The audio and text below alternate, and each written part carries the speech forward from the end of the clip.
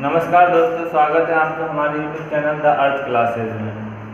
आज हम कक्षा 10 विषय विज्ञान और लेसन भोजन और स्वास्थ्य के जो टॉपिक चल रहे थे उसमें आगे बढ़ते हैं। तो लास्ट टाइम में हम इसमें पढ़ा था, उस टॉपिक से हम आगे जैसे जल पढ़ा था, मोटापे के बारे में पढ़ लिया था। आज एक नया टॉपिक पढ़ रहे हैं जिसका नाम है रक्तचाप।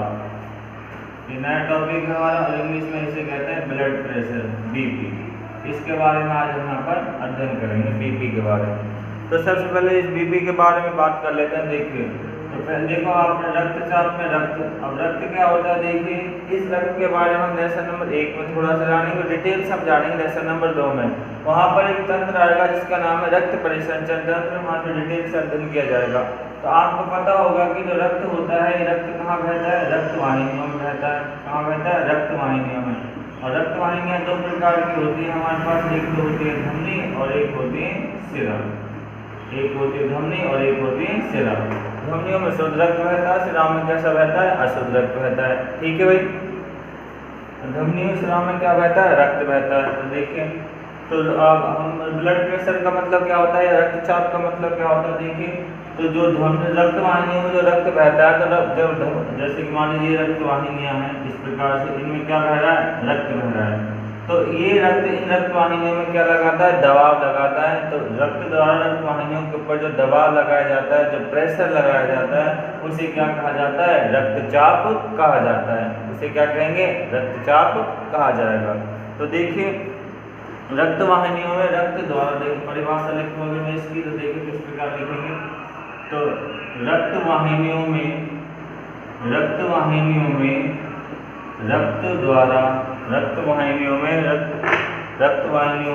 जो बहता हुआ रक्त रक्त वाहिनियों में बहते हुए रक्त द्वारा रक्त वाहिनियों में बहते हुए रक्त द्वारा वाहिनियों की दीवारों पर डाले जाने वाला दाब क्या कहलाता है, रक्तचाप या रक्तदाब, ब्लड प्रेशर कहलाता है। तो देखिए, रक्त वाहिनियों द्वारा जब रक्त वाहिनियों में क्या बहता है, रक्त बहता है, तो बहते हुए रक्त द्वारा वाहिनियों की जो दीवारें होती हैं, भित्ति होती हैं, उन पर डाले जाने वाला दाब क्या कहलाता है, रक्तदाब कहलाता है। ठीक है भाई, अब बात करते हैं रक्तदाब का मापन। रक्तदाब के मापन के लिए शॉर्ट में लिख देता हूँ, BP के मापन के लिए, रक्तदाब के मापन के लिए एक यंत्र काम में आता है।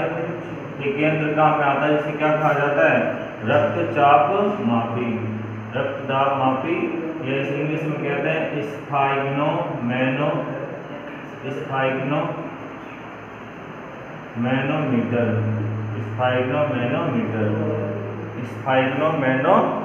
कहा जाता है। इसको लिख देते हैं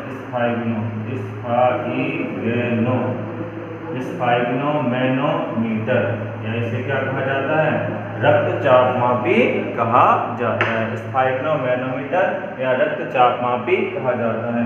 तो BP के मापन के लिए जो यंत्र काम आता है उसे रक्तचाप मापी, इंग्लिश में क्या कहा जाता है, स्फाइग्नोमैनोमीटर कहा जाता है। ठीक है, तो इस यंत्र की सहायता हम BP का क्या कर सकते हैं, मापन कर सकते हैं। ठीक है, और दूसरी बात, सबसे पहले सर्वप्रथम 1733 में स्टीफन हैरिस नामक वैज्ञानिक ने घोड़ों में क्या नापा था, रक्तचाप मापा था। घोड़ों में रक्तचाप मापा था।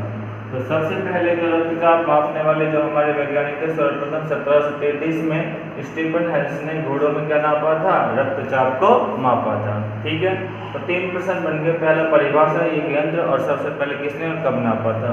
तो रक्त वाहिनियों में बहते हुए रक्त द्वारा वाहिनियों की दीवार पर डाले जाने वाला दाब क्या कहलाता है, ब्लड प्रेशर कहलाता है। और BP के मापन के लिए जो यंत्र काम आता है उसे रक्तचाप मापी कहते हैं। और सर्वप्रथम 1733 में स्टीफन हैरिस ने घोड़ों में क्या नापा था, रक्तचाप या ब्लड प्रेशर को मापा था। ठीक है, अगली बात, एक सामान्य स्वस्थ व्यक्ति का, देखो, एक सामान्य स्वस्थ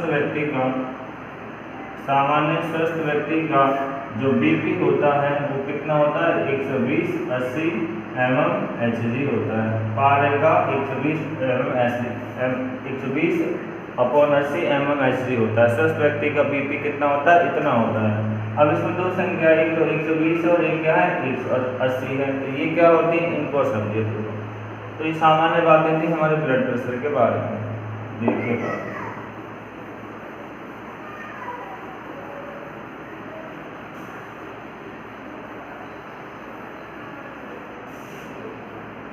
देखो, तो सामान्य व्यक्ति का रक्तदाब कितना होता है 120/80 होता है। ठीक है, तो जो 120 होता है और 180 होता है, ये क्या होता है देखो, इसे तो हम कहते हैं सिस्टोलिक दाब। क्या कहते हैं, सिस्टोलिक दाब, या इसे हम कहते हैं अनुशीतलन दाब या संकुचन दाब, संकुचन दाब हिंदी में। ठीक है भाई, जैसे हिंदी में कहते हैं संकुचन दाब, संकुचन। इसे कहते हैं डायस्टोलिक, डायस्टोलिक, डायस्टोलिक दाब, या इसे हिंदी में कहा जाता है अनुशीतलन दाब। इसे क्या कहा जाता है हिंदी में, अनुशीतलन दाब कहा जाता है। क्या कहते हैं, अनुशीतलन दाब कहते हैं। तो ये 120 को किसको व्यक्त करता है, सिस्टोलिक दाब को, और 80 किसको व्यक्त करता है, डायस्टोलिक दाब को व्यक्त करता है। इसे क्या कहा जाता है, अनुशीतलन दाब हिंदी में कहते हैं, और इसे क्या कहते हैं, संकुचनशील दाब कहा जाता है। ठीक है, अब ये कब उत्पन्न होता है, ये वाला कब आता है, ये हृदय संकुचन के समय उत्पन्न होता है। किसके समय, हृदय संकुचन के समय उत्पन्न होता है। किसके समय उत्पन्न होता है, हृदय संकुचन के समय उत्पन्न होता है।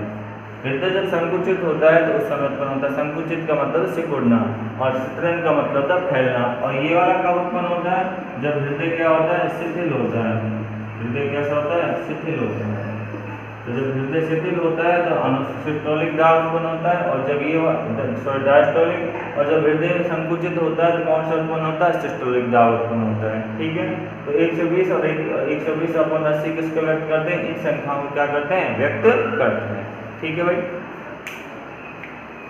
अब आगे देखिए, जो हमारा ब्लड प्रेशर होता है, कौन सा, ब्लड प्रेशर। जो ब्लड प्रेशर होता है दो प्रकार का होता है। जो बीपी होता है हमारा दो प्रकार का होता है।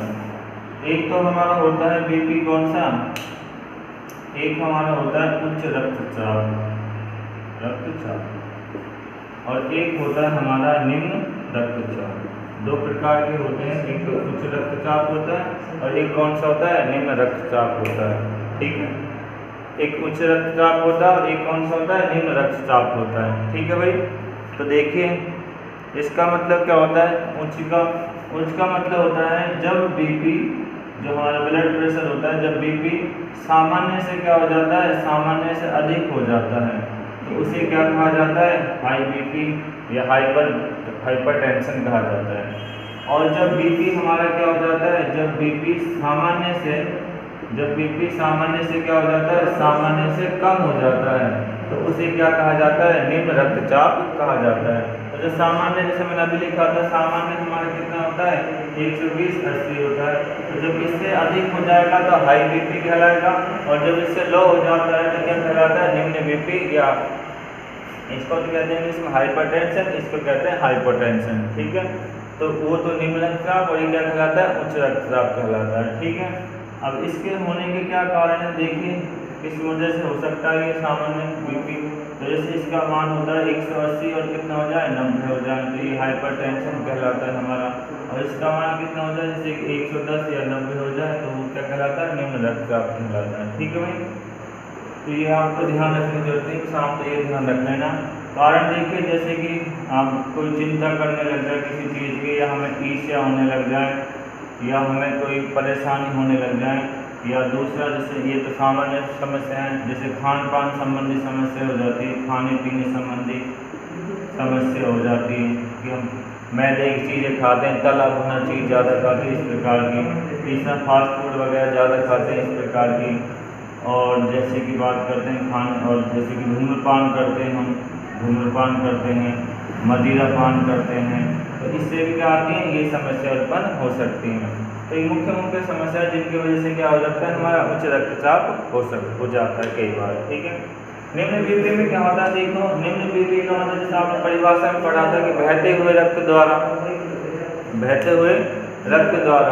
तो बहते हुए रक्त जब सामान्य बीपी से कम होगा तो निम्न बीपी होगा तो रक्त क्या बहेगा, कम बहेगा। और जब कम बहेगा तो ऑक्सीजन क्या होगी, कम पहुंचेगी। और जब कम पहुंचेगी तो जो हमारे अंग हैं, जो मस्तिष्क है, हमारे और अंग हृदय हैं, जैसे हमारे गुर्दे हैं, ये सब क्या होंगे, डैमेज हो सकते हैं, क्षतिग्रस्त हो सकते हैं। कैसे हो सकते हैं, क्षतिग्रस्त हो सकते हैं।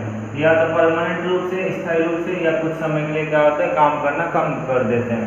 तो निम्न रक्तचाप में ये हमारे क्या होता है, नुकसान हो सकते हैं। ठीक है, और इसके कारण क्या होते हैं, जैसे ये जो कारण ये होते हैं, या तली भुनी चीज़ें हैं, या मैदे की चीज़ें, मैदा संबंधी चीज़ें खाते हैं, संबंधी वस्तुएं खाने से या भात खाने से भी क्या हो जाते हैं, खाने से भी हमें ये चीज़ें हो जाती हैं। तो इनके कम, अब आपसे पूछ लिया जाए कि निम्न बीपी या उच्च रक्तचाप है, जो उसे कम करने के क्या उपाय होते हैं। तो क्या करना है, हमें जो ये चीज़ें हैं, ये चीज़ों को क्या कर दीजिए, सेवन कम कर दीजिए। तो जैसे इसके आपसे क्या पूछे जाए, उपाय पूछे जाए, तो देखो उपाय पूछे जाए तो क्या कर दीजिए, इनका जस्ट उल्टा कर दीजिए कि धूम्रपान मदिरापान मत कीजिए, खान पीन संबंधी हमारी आदतों को अच्छा कीजिए, मैदे संबंधी चीज़ों को नहीं खाइए। भोजन में क्या करो, भोजन में पोटेशियम जैसे फाइबर होते हैं, हमारे रेशे होते हैं, रेशे युक्त क्या करना चाहिए, भोजन करना चाहिए। इनको नहीं करना चाहिए। चिंता, द्वेष, ईर्ष्या ये भावना नहीं रखनी चाहिए। दूसरा बात करते हैं, हमें डिब्बा बंद या जो पैक भोजन आता है उसे नहीं खाना चाहिए। डिब्बा बंद भोजन का सेवन नहीं करना चाहिए, हमें नहीं करना चाहिए। तीसरा बात करते हैं, हमें क्या करना चाहिए, व्यायाम करना चाहिए। क्या करना चाहिए, व्यायाम करना चाहिए, योग करना चाहिए, प्राणायाम करना चाहिए। ये सब चीज़ें हमारे दैनिक जीवन में क्या करनी चाहिए, हमें शामिल करनी चाहिए। तो इन चीज़ों को शामिल करने से हम हाई बीपी, हाइपरटेंशन या उच्च रक्तचाप के क्या नहीं होंगे, शिकार नहीं होंगे। जैसे कि आपने पिछली वीडियो में पढ़ा था मोटापे को दूर करने के उपाय। तो जो उपाय मोटापा दूर करने के होते हैं, सारे के सारे उपाय क्या होते हैं, उच्च बीपी को दूर करने के लिए या कम करने के लिए काम में लिए जाते हैं। ठीक है, तो वही कारण इसके होते हैं और वही कारण इसके होते हैं। ठीक है, तो देखिए एक बार फिर दोबारा देख लीजिए, क्या क्या होता है। देखो, उच्च रक्तचाप दो प्रकार का होता है। सामान्य व्यक्ति का उच्च रक्तचाप कितना होता है, 120 और 80 होता है। ठीक है, ये फिर दो प्रकार का होता है, उच्च रक्तचाप और एक होता है निम्न रक्तचाप। ठीक है भाई, जब बीपी क्या हो, सामान्य से अधिक हो जाए, सामान्य हमारा कितना था 120/80 था, इससे अधिक हो जाता तो उसे क्या कहा जाता है, हाई बीपी कहा जाता है। और जब बीपी सामान्य से कम हो तो उसे क्या कहा जाता है, निम्न रक्तचाप कहा जाता है। ठीक है भाई, अब इसके कुछ मुख्य कारण हैं, जैसे कि चिंता है, ईर्ष्या है, खान पीन संबंधी आदतें हैं, धूम्रपान है, मदिरापान है, मैदे संबंधी खाद्य पदार्थ हैं, डिब्बा बंद खाद्य सामग्री खा रहे हो, फास्ट फूड का सेवन आप ज़्यादा कर रहे हो, तो ये कारण उच्च बीपी के होते हैं। उपाय इनका जस्ट रिवर्स कर दीजिए, उल्टा कर दीजिए, तो ये हमारे क्या हो जाएंगे, उपाय हो जाएंगे। भोजन में पोटेशियम, रेशे युक्त भोजन ज़्यादा करना चाहिए।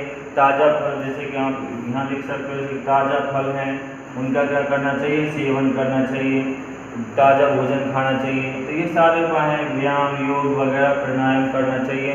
तो ये हाई बीपी यानी हाइपरटेंशन, उच्च रक्तचाप को कम करने के कुछ उपाय हैं। ठीक है भाई, अब देखो निम्न रक्तचाप क्या होता है, जब बीपी सामान्य से क्या हो जाता है, कम हो जाता है, तो इसे क्या कहते हैं, निम्न रक्तचाप कहा जाता है।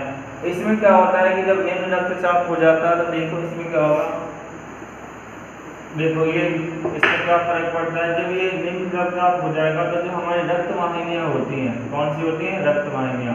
तो रक्त वाहिनी में रक्त कैसा बहता है, कम बहेगा। मैंने आपने अभी पढ़ा था परिभाषा में कि बहते हुए रक्त द्वारा जो दाब लगाया जाता है उसे बीपी कहा जाता है। तो रक्त जब प्रेशर कम होगा तो रक्त वाहिनी में रक्त क्या बहेगा, कम बहेगा। तो कम बहने से क्या होगा, ऑक्सीजन व खाद्य पदार्थों की, खाद्य पदार्थों की पूर्ति या फिर खाद्य पदार्थों का परिवहन क्या होगा, कम होगा। क्योंकि आप जानते होंगे कि रक्त का मुख्य कार्य होता है ऑक्सीजन और खाद्य पदार्थों का क्या करना, परिवहन करना। तो ऑक्सीजन और खाद्य पदार्थों का परिवहन होगा और परिवहन कम होगा तो जो हमारे अंग हैं, जैसे कि मैंने अभी लिखा था, हृदय है, यकृत है, गुर्दे हैं या अन्य कोई अंग है, उन अंगों को क्या नहीं मिलेगा, अंगों को ऑक्सीजन व खाद्य पदार्थ नहीं मिलेंगे। क्या नहीं मिलेंगे, ऑक्सीजन व खाद्य पदार्थ नहीं मिलेंगे।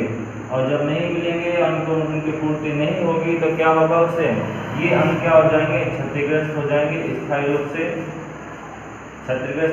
से हो जाएंगे। या कुछ समय के लिए क्या हो जाते हैं, स्थायी हो जाते हैं कुछ समय के लिए। तो कुछ समय के लिए भी स्थायी हो सकते हैं या परमानेंट या स्थायी रूप से क्या हो सकते हैं, क्षतिग्रस्त हो सकते हैं। तो जो हमारा निम्न रक्तचाप होता है इस वजह से हमारे हो सकता है, ठीक है ना। तो ये हमारे रक्तचाप के प्रकार थे, ये हमारा छोटा सा टॉपिक था रक्तचाप या जिसे कहते हैं ब्लड प्रेशर कहा जाता है, ठीक है। तो वीडियो को देखिए, अगर देखने पसंद आए तो आप इसे लाइक कीजिए, सब्सक्राइब कीजिए और दोस्तों के साथ आगे शेयर कीजिए। नेक्स्ट टॉपिक में आगे मिलते हैं नेक्स्ट वीडियो।